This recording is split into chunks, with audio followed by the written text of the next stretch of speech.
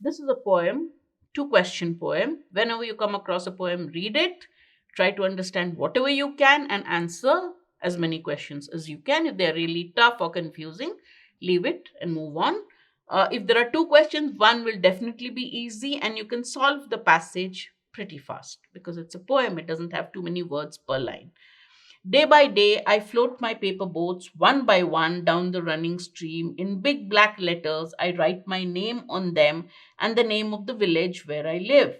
I hope someone in some strange land will find them and know who I am. I load my little boats with shiuli flowers from our garden and hope that these blooms of the dawn will be carried safely to land in the night. I launch my paper boats and look up into the sky and see the little clouds setting their white bulging sails. I know not what playmates of mine in the sky sends them down the air to race with my boats.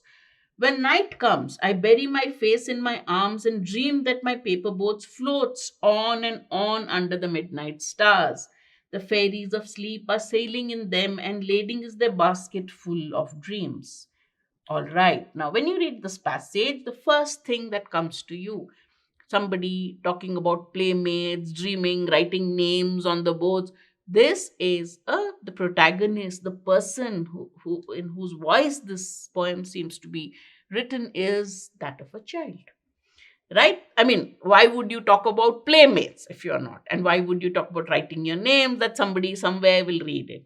So the poem is a nice poem, beautiful one of a little child setting sail paper boats with names, filling the paper boats with flowers, and hoping that somebody in some faraway land will actually see the boat. So it's only the mind of a child that will think that this paper boat will survive a journey through some lands and reach somewhere. And also, the sky. He says, some playmates are racing the clouds with my paper boats. So, this shows the dreams and fantasies of a child. It just reflects the innocence of a child.